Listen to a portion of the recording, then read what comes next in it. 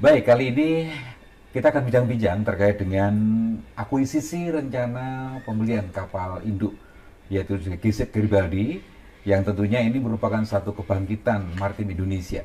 Kita mengetahui bahwa Indonesia merupakan negara kepulauan terbesar dunia, yang tentunya ini merupakan satu potensi yang sekaligus tantangan maritim. Dalam konteks modern, kekuatan maritim bukan hanya sekedar simbol kedaulatan, namun juga sebagai proses atau pilar terhadap pertahanan ekonomi dan diplomasi nasional. Nama Giuseppe Garibaldi tentunya ini masih ada pro dan kontra terhadap rencana akuisisi untuk pertahanan negara Indonesia. Tentunya hal ini merupakan satu yang wajar ketika ada pro dan kontra. Oleh karena itu langsung saja bagaimana bincang-bincang kita pada kesempatan kali ini. Tentunya mengharapkan karena beliau syarat dengan pengalaman yang mengubah dalam transformasi TNI Angkatan Laut dan juga memahami tentang denyut strategis bahwa bangsa Indonesia adalah bangsa pelaut. Selamat pagi Bapak, sehat selalu Selamat tentunya pagi Bapak. Pak Di Bambang. Masya Allah, Terima luar kasih biasa ya. hadirnya. Iya, Ya. terima kasih sekali Bapak pada kesempatan yang sangat luar biasa ini. Tentunya ada hal yang perlu kita ungkapkan juga terkait dengan geopolitik, geostrategi yang terkait dengan dinamika saat ini Bapak. Terkait dengan topik yang akan kita bahas kali ini Pak, tentang Giuseppe Garibaldi dan kebangkitan maritim Indonesia. Bagaimana Bapak memandang terkait dengan hal ini, nama Giuseppe Garibaldi itu dan dikaitkan dengan geostrategi geopolitik kita, apakah memang perlu Pak memerlukan satu kapal induk sebagai pertahanan di Indonesia? Ya. Silakan, Pak. Ya baik, terima kasih. Pertama kali saya mengucapkan Assalamualaikum pada para pemirsa. Salam bahagia untuk kita semua.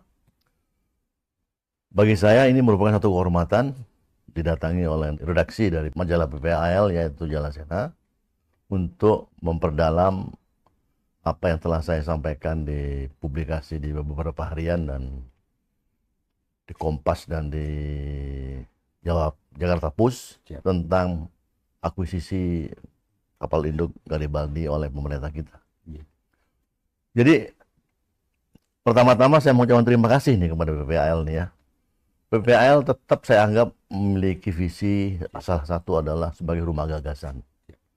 PPAL harus tetap menjadi dapur yang bisa mengeksplorasi, bisa menyajikan kepada publik berbagai hal menyangkut perkembangan-perkembangan visi kemaritiman kita, termasuk navalism, keangkatan lautan, ya, sehingga masyarakat memiliki kemampuan daya serap yang lebih tinggi karena disupport oleh PPAL dan kemampuan penerbitannya. Juga saya berpendapat harus lebih jauh lagi, PPAL harus memiliki kemampuan untuk penerbitan. Saya masih ingat itu US Navy itu punya yang namanya US Naval Institute. Itu suatu institut yang menerbitkan US Proceeding. Kita tahu majalah Proceeding tiap bulan dia terbitkan, itu sama dengan Jalasena PPAL sudah menerbitkan. Kemudian juga setiap tahun Naval Institute menerbitkan namanya Maritime Review. Kita juga menerbitkan Maritime Review yang merupakan laporan tahunan perspektif PPAL menyangkut perkembangan dunia kemaritiman kita. Dan yang terakhir tentunya saya ingin mengharapkan PPAL mampu menerbitkan beberapa publikasi ya, beberapa jurnal-jurnal akademik dan jurnal-jurnal yang menyangkut masalah, misalnya masalah peperangan laut, masalah Teknologi ya juga. masalah perkembangan modernisasi angkatan laut. Siap. Juga masalah memoir, masalah biografi dari para senior kita yang terdahulu, yang mereka mungkin tidak mampu menerbitkannya karena mahal biayanya. Dan tentu masyarakat pasti menyambut baik, mungkin bekerja sama dengan PPAL, bekerja sama dengan Gramedia, mungkin dengan Nizam, penerbit yang lain ya, atau terbitkan sendiri. Karena saya lihat itu di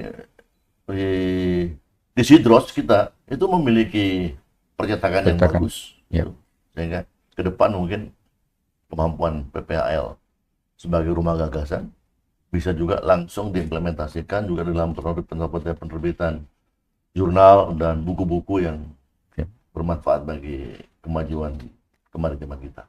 Kalau menyangkut nama Garibaldi sendiri, kita tentu tahu bahwa Garibaldi adalah bapak penyatu bangsa Italia, pahlawan nasional Italia, karena beliaulah yang berhasil menyatukan Italia pada abad 19. Prosesnya sekitar tahun 1860-an.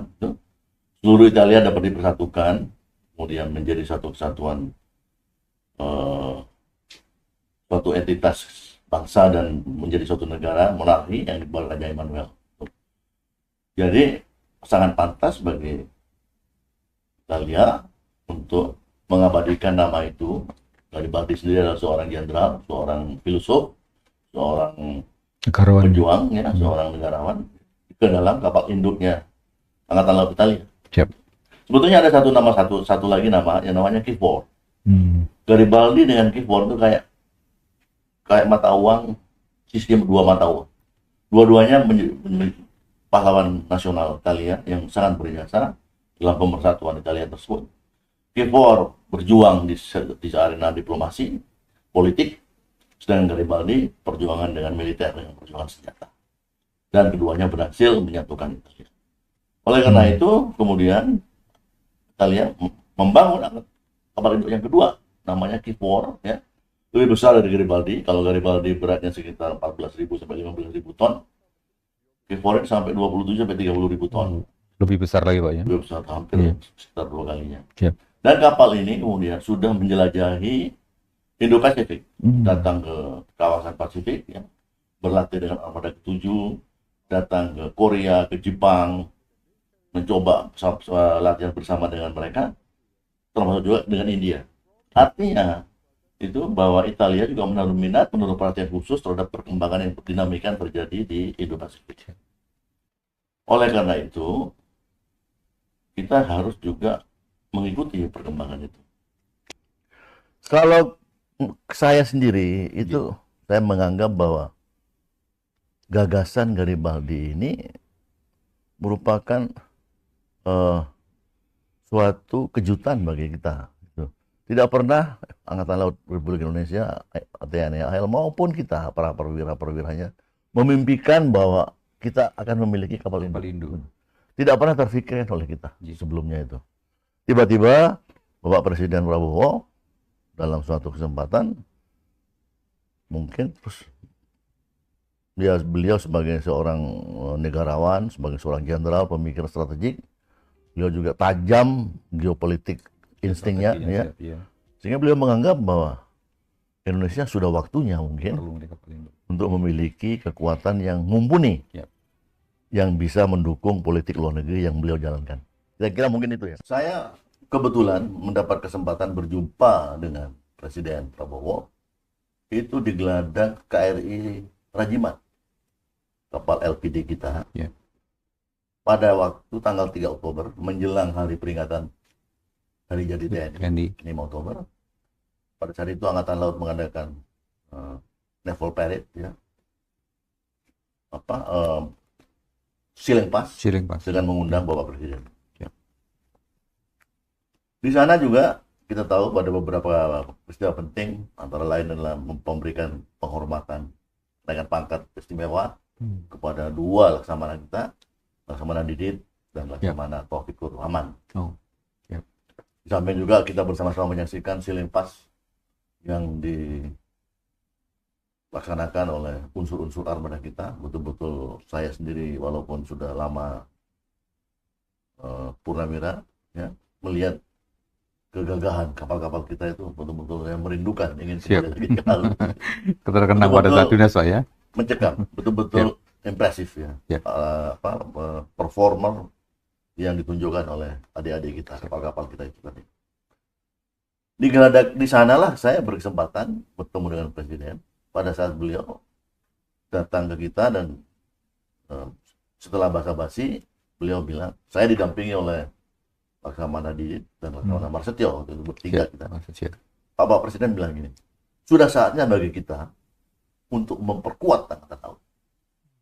Angkatan Laut Republik Indonesia harus diperkuat. Kita sudah mau kita tunjukkan ke dunia bahwa waktunya bagi kita sekarang untuk memiliki Angkatan Laut yang tangguh di kawasan Asia Tenggara. Setelah itu saya spontan, saya menjawab menyangkut masalah kaitannya dengan kapal induk Garibaldi, saya spontan menjawab, Bapak Presiden, mungkin perlu kami sampaikan ke Bapak bahwa para penerbang kita, Navy pilot, para penerbang TNI Angkatan Laut, sudah siap untuk mengawaki kapal induk itu, untuk menjadi pilot-pilot yang dapat menerbangkan pesawat-pesawat dari geladak kapal induk tersebut. Jadi Bapak Presiden bilang menjawab, oh bagus kalau gitu, bagus, teruskan itu pembinaannya.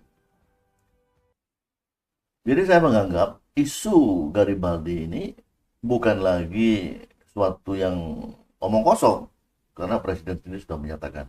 Kemudian setelah itu saya bertemu Bapak Kasal, saya menanyakan. Bapak Kasal juga menjelaskan bahwa memang betul Angkatan Laut sudah sampai pada fase, Departemen Pertahanan sudah sampai pada fase akuisisi tersebut, pada fase negosiasi.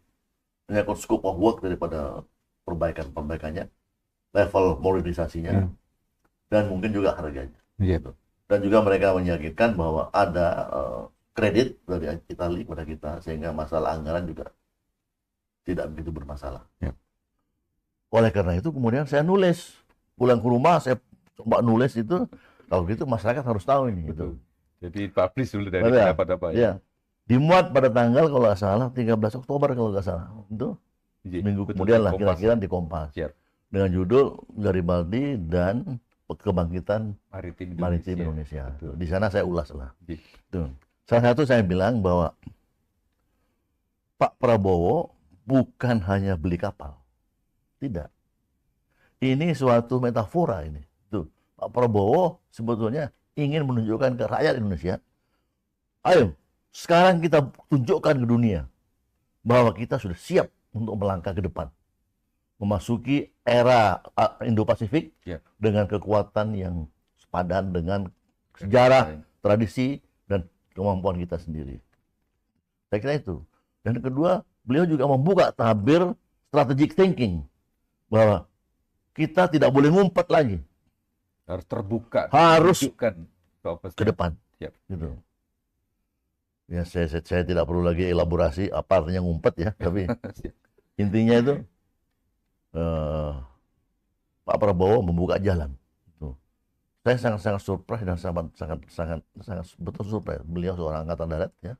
Tapi dengan akuisisi Garibaldi ini, beliau menunjukkan kepada bangsa Indonesia bahwa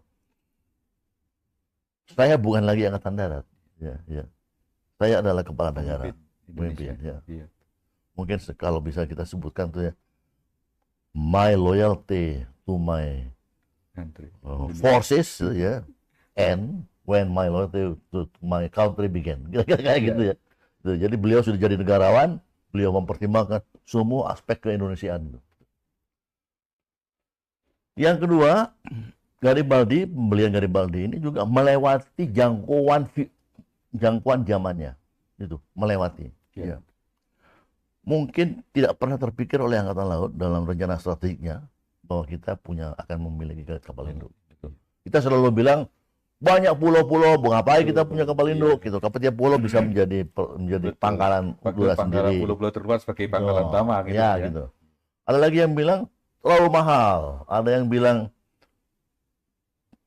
TNI AL, Angkatan Laut kita bukan didesain untuk memiliki ekspansionis, warna ekspansionis dan sebagainya itu. Karena kekuatan maritimnya. Tapi saya melihat ya, bagaimanapun juga takdir bagi kita untuk TNI AL menjadi kekuatan yang mumpuni, betul-betul kekuatan yang meyakinkan di Asia Pasifik, di Asia Tenggara. Kita tidak bisa lagi menjadi penonton. Kita harus masuk ke dalam pusaran dinamika kawasan ini, masuk ke dalam. Kata yang paling tepat adalah engagement. Kita terlibat penuh, keterlibatan. Bukan isolanisme yang selama ini banyak mewarnai derap langkah transformasi militer kita. Kita masuk keluar untuk engagement, terlibat penuh. Dan artinya kalau engagement itu artinya kita mengartikulasikannya sebagai dukungan nyata kepada politik luar negeri kita. Gitu. Tidak mungkin kita maju sendiri, tidak bisa. Politik mendikte strategi. Diktum ini sekarang punya relevansi dengan kejadian itu. Tuh. Begitu pemerintah politik luar negerinya itu aktif, ya, mencari terobosan-terobosan baru, melihat Indonesia dalam kacamata lingkungan kawasan dan dunia, Angkatan Laut sebagai garda terdepan harus mengikuti dengan cepat. Karena Angkatan Laut sendiri, kapal-kapal terutama, itu adalah simbol daripada kewibawaan dan kekuatan bangsa. Gitu. Yang harus simbol itu harus ditonjolkan betul-betul. Tuh. Tidak disembunyikan, betul. Tonjolkan. Ditunjukkan di sana. Oke. Menarik sekali Bapak, tadi terkait dengan rencana akuisisi terhadap kapal induk dari Italia. Tentunya ini memperkuat di dalam pertahanan maritim Indonesia. Oleh karena itu sangat tepat apabila memang dari kebijakan pemerintah dalam hal ini untuk bisa mengakuisisi kapal tersebut, tentunya ini nanti Indonesia akan menjadi kekuatan poros maritim dunia. Oleh karena itu sangat tepat apabila hal ini akan terwujud sehingga akan menjadi suatu kekuatan yang luar biasa. Bahkan kita tidak hanya sebagai kekuatan inward locking tapi outward locking sehingga akan mewujudkan Indonesia menjadi poros maritim dunia. Nah, menarik sekali tadi kalau kita kaitkan, Pak. Tentunya pernah masyarakat atau kita juga memiliki gambaran waktu itu pertahanan kita cukup dengan pulau-pulau terluar atau mungkin pangkalan-pangkalan yang ada. Nah, sekarang mempunyai pemikiran bahwa akan mempunyai kapal induk. Tentunya ini kan tidak terlepas juga dengan adanya doktrin, Bapak. Baik, sebelum kita bicara doktrin, mungkin perlu saya ungkapkan, perlu saya ketengahkan bahwa perwira-perwira Angkatan Laut jangan sampai punya pikiran bahwa Angkatan Laut cukup menjadi coastal defense. Angkatan Laut menjadi Angkatan Laut perairan, cukup hanya menjaga teluk, tanjung, perairan, patroli-patroli perikanan. Tidak, cukup. Dan Angkatan Laut jangan sampai berpikir begitu. Kalau mindset kita menganggap bahwa Indonesia cukup memiliki coastal defense, kayak Coast Guard saja, maka kita akan kehilangan beberapa hal yang penting. Pertama, kita tidak mampu melindungi shipping. Shipping itu artinya alur-alur pelayaran atau jalur-jalur komunikasi kapal-kapal kita. Gitu. Kita tahu bahwa Indonesia ekspor impor selalu paling banyak melalui laut. Yeah. Ekspor dan impor kita menyangkut hasil-hasil industri, hasil-hasil kekayaan alam kita, juga mendatangkan dari luar negeri, ekspor impor tersebut banyak menggunakan kapal-kapal laut. Yeah. Dan kalau kita coastal defense, pada saat krisis, kita tidak bisa menjaga arteri kita. Kita tidak bisa menjaga jalur-jalur pendekat kita. Kita tidak bisa mengamankan sea lane of communication kita sendiri. Padahal itu adalah tugas asasi dari setiap Angkatan Laut. Ya. Yang kedua, kalau kita berpikir kita cukup dengan coastal defense saja, maka kita akan kehilangan yang namanya point of engagement. Kita tidak bisa memilih point of engagement. Kita tidak bisa memilih di mana kita akan bertempur apabila terjadi krisis dengan negara lain. Karena coastal nggak mungkin memiliki kemampuan kayak gitu. Tetapi kalau kita Angkatan Laut kita cukup tangguh dan cukup besar, kita bisa memilih di mana kita akan bertempur. Ya. Jadi point of engagementnya kita pilih sendiri. Dan ini tidak mungkin dilakukan oleh coastal navy, nggak mungkin. Yeah. Yang ketiga, kita kalau coastal defense, kalau Angkatan Laut yang hanya di Angkatan Laut perairan, kita kehilangan yang namanya strategic outreach. Kita kehilangan daya jangkau strategik. Padahal Angkatan Laut yang seperti Indonesia harus memiliki long distance reach. Itu cukup di depan, Pak ya? Ya, jadi daya jangkau jauh ke depan. Daya jangkau strategik yang jauh. Global reach kalau perlu. Regional sampai global reach oleh kapal-kapal tempur kita. Sehingga kemampuan menjaga kawasan-kawasan kita sendiri yang kita tahu luasnya garis pantainya hampir sepanjang garis pantai Eropa, itu bisa kita lakukan. Yang keempat, dengan coastal defense, ya kita jadi laughing stock, kita jadi bahan ketawaan oleh tetangga-tetangga kita. Loh, Indonesia yang begitu makmur, begitu hebat, luas kekayaan lautnya, kok puas dengan memiliki angkatan laut yang hanya bersifat sebagai coast guard saja, sebagai kapal patroli menjaga aja. perairannya Ya. sendiri. Tidak, itu. Kita tunjukkan kepada tetangga-tetangga kita, kepada dunia bahwa sudah saatnya TNI Angkatan Laut berubah. Ya. Ya, pertama dari yang namanya Angkatan Laut Perairan menjadi Blue Water Navy. Angkatan Laut yang pengawal samudra luas. Ya. Ya. Itu salah satu. Sehingga kemudian saya yakin itu sudah terfikirkan oleh beberapa pemikir Angkatan Laut ya. Tapi kan tergantung ekonomi. Yep. Bagaimana kita mimpi besar kayak gitu, kita mau dukung. Tapi kita harus yakin bahwa ekonomi kita bisa mendukung gagasan itu. Dengan sampai 2045, ya, Yep. Indonesia akan menjadi kekuatan ekonomi yang nomor 5 Iya. di dunia. Yep. Itu Betul. dengan anggaran belanja lebih dari 1,5-2%, itu Iya. mampu kita membiayai ambisi dan ambisi yang sesuai dengan tradisi kelautan kita. Iya. Gitu. Jadi Garibaldi hanya awal saja. Iya. Gitu. Kebangkitan awal. Naikkan, Pak ya. Saya menganggap Garibaldi itu juga membawa yang namanya membuka kotak Pandora. Gitu. Terbuka ini udah. Sehingga pemikiran-pemikiran strategik baru tentang kemaritiman akan keluar semuanya. Gitu. Dan itu bagus bagi kita. Betul. Bagus. Dan luar biasa juga kaitannya dengan ini yang kami harapkan. Tentunya juga para pemirsa, tentunya kita mengharapkan bagaimana inspirasi dari Bapak Laksamana terkait dengan rencana yang sudah dibuka dalam publis tentunya, Pak ya. Nah, ini tentunya juga mengharapkan beberapa pemahaman secara menyeluruh termasuk masyarakat Indonesia dalam mengedukasi terhadap pertahanan laut Indonesia. Ya. Betul. Jadi begini ya, menurut saya ini ya, bahwa apabila kita bertekad untuk menjadi jangkar, atau lebih persisnya, apabila kita bertekad untuk menjadi kekuatan penyeimbang dalam dinamika Indo-Pasifik dan kawasan sekitar kita, ya kita lihatlah bahwa Cina sudah menengok ke selatan. Cina juga sudah mempunyai yang namanya Belt and Road Initiative, ya, yang merupakan warna baru, ya, perspektif baru dari jalur sutra, ya. Tapi sekarang dikaitkan dengan jalur-jalur pertahanan, dikaitkan dengan masalah-masalah pertahanan dan ekonomi,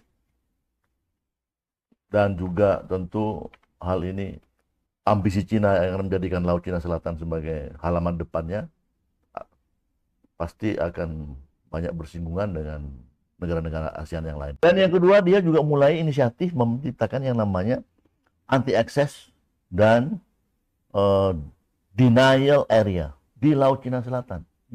Dia bilang Laut Cina Selatan sudah menjadi halaman depan saya. Saya akan cegah negara-negara lain untuk bisa mempunyai akses dan menguasai daerah ini. Ya pasti berhadapan dengan negara-negara Asia Tenggara yang lain, berhadapan dengan Indonesia, dan berhadapan dengan Amerika. Yang dia bilang freedom of navigation, freedom of shipping, freedom of sesuai dengan kaidah-kaidah utama yang di Amerika, bahwa lautan itu bebas untuk semua pihak. Tuh, terus yang kedua, India juga sudah mulai look east policy. India juga mulai melihat ke timur. Tuh. Jadi Amerika dia bikin KAUKUS, Amerika punya memindahkan beberapa kekuatan armadanya mulai ditarik dari Timur Tengah masuk ke Indo-Pasifik. Mungkin tahun 2045 akan lebih kencang lagi nih. Nah, kita tidak bisa jadi penonton. Ya, kita tidak bisa diam. Tidak bisa diam. Tidak bisa. Itu kita juga tidak akan memihak pada siapapun, tapi kita akan menjaga, tugas kita adalah menjaga kepentingan nasional kita sendiri, menjaga kepentingan maritim kita sendiri. Dan bagaimana kita menjaga kepentingan maritim dan nasional kita sendiri kalau kita tidak punya otot, kita tidak punya kekuatan laut, dan hasrat dan niat kita tidak diketahui oleh musuh, oleh lawan, oleh orang-orang lain. Jadi kita tunjukkan, niat kita tunjukkan bahwa kita siap kepada dunia, kita tunjukkan bahwa Indonesia siap mentransformasi dirinya dalam memperkuat diri dalam pertahanan, mentransformasi menghadapi dinamika Asia Pasifik ini, Indo-Pasifik ini. Itu saya yakin itu yang dirancang oleh pemerintah, oleh Pak Prabowo, bahwa langkah-langkah apa yang kita harus capai sampai tahun 2045, yaitu 100 tahun kemerdekaan kita. Betul. tahun emas Tahun gemilang emas bagi Indonesia, Indonesia. Ya, Angkatan Laut sudah harus siap. Tantangan kita sangat besar. Iya. Untuk kita tidak bisa membayangkan bagaimana ngatur pengawakan, bagaimana structuring forces kita, bagaimana ngatur pendidikan, bagaimana ngatur deployment, employment, pasti akan banyak. Iya. Kenapa? Semua pengadaan, semua akuisisi, semua pengadaan-pengadaan baru itu harus diintegrasikan ke dalam konsep operasi kita, diintegrasikan ke dalam doktrin kita, Iya. diintegrasikan dalam rencana manuver kita, Betul. Dari operasionalnya. taktik kita, diintegrasikan. Regimennya seperti Iya, apa gitu. dan itu akan mengubah cara kita berlatih, Iya. cara kita mendidik perwira-perwira kita. Cara dan- memberikan Betul.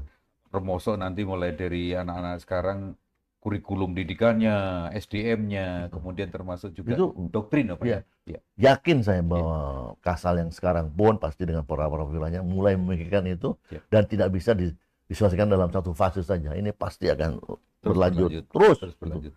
tanpa keterputusan. Kebersihan harus jalan terus. Ya. Sehingga pada 2045 kita betul-betul menjadi TNI Angkatan Laut, middle class navy, ya, kekuatan medium class, medium navy, ya, yang memiliki paling tidak 4 pilar kekuatan. Pilar pertama itu terdiri dari striking forces, ya, dengan inti kapal induk, lengkap dengan kapal-kapal kawalnya, kapal-kapal frigate, kapal-kapal destroyers, Ya. yang mampu beroperasi dalam lingkungan ancaman multiple. Jadi striking forces kita itu mampu beroperasi di multi threat environment, mampu karena dilindungi oleh kapal-kapal kawal yang juga tangguh, bisa melawan situasi, bisa melaksanakan peperangan anti udara, peperangan anti kapal atas air, dan peperangan anti kapal selam, dan striking warfare, Iya. peperangan gempuran, menggempur sasaran-sasaran yang berada jauh di daratan. Sampai itu juga tentu striking forces kita ini juga akan menjadi strategik anti kapal selam. Jadi kapal mampu menggelar peperangan anti kapal selam strategik, ya, karena kapal Garibaldi pasti akan memiliki kapal-kapal helikopter anti kapal selam yang lebih mumpuni, sehingga bisa menggelar peperangan anti kapal selam dalam jangkauan yang lebih luas. Sehingga tidak mudah lagi bagi kapal-kapal selam asing untuk berkeliaran di perairan-perairan kita. Yang kedua, pilar kedua adalah kita tahu bahwa kita akan memiliki yang namanya amphibious warfare, kemampuan amfibi. Kita punya marinir, marinir kita sudah punya 3 divisi, nanti itu dikomplementasikan dengan kekuatan kapal-kapal amfibius, ya, dan menjadi yang namanya amphibious ready group. Grup siaga amfibi. Gitu. Siap ini sudah. Siap operasional. Siap operasional nih. Ya tentunya menjadi pertanyaan gini, kenapa Indonesia kok punya kemampuan amfibi? Karena kemampuan amfibi itu adalah sama dengan kapal induk. Proyeksi kekuatan. Aplikasinya dari itu langsung pada personnya. Jadi orang melihat orang yang punya marinir, dia pasti punya ekspansionis. Itu karena marinir adalah landing force. Mau mendarat di mana marinir kita? Iya, betul. Berpikirnya begitu. Sehingga pilar kedua daripada angkatan laut modern kita nanti itu yang namanya amphibious striking group, amphibious ready group. Itu marinir dengan amphibious forces-nya itu tidak untuk menyerang kedaulatan negara-negara lain, tidak. Tapi untuk menjaga kedaulatan negara-negara kita sendiri. Seperti ketahui, Indonesia itu kayak kerangka. Konfigurasi fisik daripada negara-negara Nusantara ini adalah kayak kerangka, skeleton. Ya. Sulit dipertahankan itu. Sulit. Tuh. Tapi kalau kita punya kemampuan amphibious warfare, kemampuan operasi kekuatan kemanapun, employ-nya lebih jadi kalau misalnya pulau 1 direbut, kita bisa rebut kembali dengan amphibious warfare. Kira-kira kayak gitulah. Tentu tidak terlepas kemungkinan bahwa apakah kita bisa mendarat di negara lain, itu walau-walam, tidak ada yang tahu. Pilar yang ketiga adalah yang kita kenal sebagai operasi-operasi khusus. Ya, Angkatan Laut kita nanti mampu menggelar operasi-operasi khusus yang terdiri antara lain. Pertama adalah peperangan kapal selam. Kapal-kapal selam kita akan kita kerahkan dalam operasi-operasi yang khusus, baik dalam rangka reconnaissance, surveillance, strategic surveillance, maupun juga untuk anti-shipping. Saya pernah ketemu dengan Bapak Kasal, beliau pernah berkata bahwa sampai tahun 2045, kemungkinan TNI Angkatan Laut akan memiliki 20 kapal selam yang baru. Ya. Di antaranya adalah kapal-kapal selam yang kita sudah tahu, misalnya Scorpio Class akan dibeli, ya. Dan kapal-kapal selam yang memiliki AIP. Dengan teknologi AIP itu suatu teknologi yang memperpanjang waktu pakai daripada baterai kapal selam itu sendiri, sehingga tidak terlalu tergantung lagi kepada sistem yang lama, sistem baterai yang lama itu. Dan juga di samping operasi-operasi kapal selam, juga ada kita kenal operasi-operasi anti teror. Kita akan menggelar operasi-operasi anti teror yang dilaksanakan oleh pasukan-pasukan anti teror kita. Pasukan kita tahu kita punya Denjaka, kita punya Kopaska, kita punya Taifib, Detachment Taifib, yang tentu ini merupakan kekuatan-kekuatan yang mampu kita gerakkan untuk menanggulangi aksi-aksi terorisme, baik di laut maupun di tempat-tempat yang lain. Yang ketiga, juga yang saya masukkan dalam operasi-operasi khusus adalah mine warfare. Kita bisnis Angkatan Laut yang tidak bisa tergantikan adalah peperangan ranjau. Kita harus kuasai itu, baik dalam rangka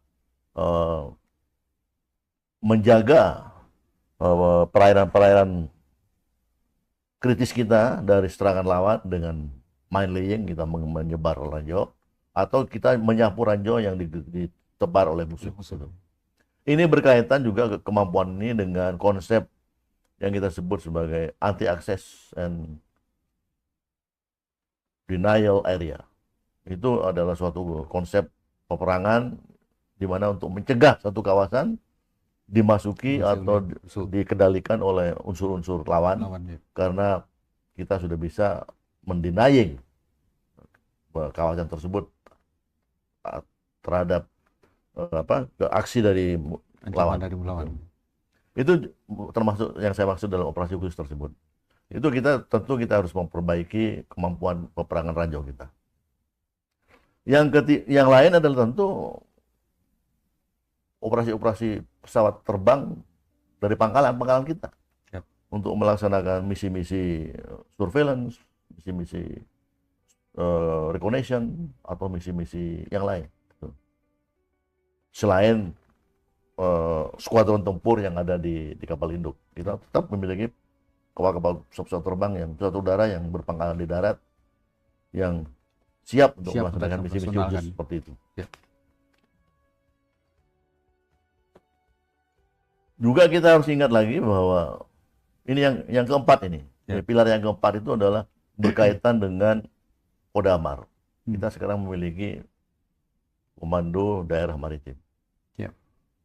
Apa fungsinya? Kalau dulu Kodamar itu identik dengan pangkalan yang tugasnya hanya membantu unsur-unsur armada dalam berkaitan dengan kepelabuhanan, dukungan itu, harbor services dan sebagainya. Tapi Kodamar lebih strategik lagi. Kodamar tentu dimaksudkan oleh pemimpin Angkatan Laut yang sekarang untuk mampu menggelar yang namanya anti-access and denial area di kawasan-kawasan laut kita. Gitu.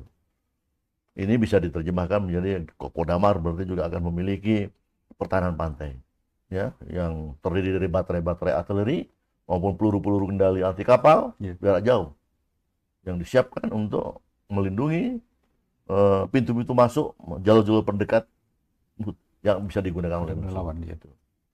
Kodamar juga bisa memiliki unsur-unsur marinir. Kalau kita punya sekarang namanya marinir pertahanan pangkalan, Marhanlan. Tapi nanti marinir pertahanan pangkalan tersebut tugas utamanya juga adalah dikerahkan untuk anti-access dan denial area defense tadi.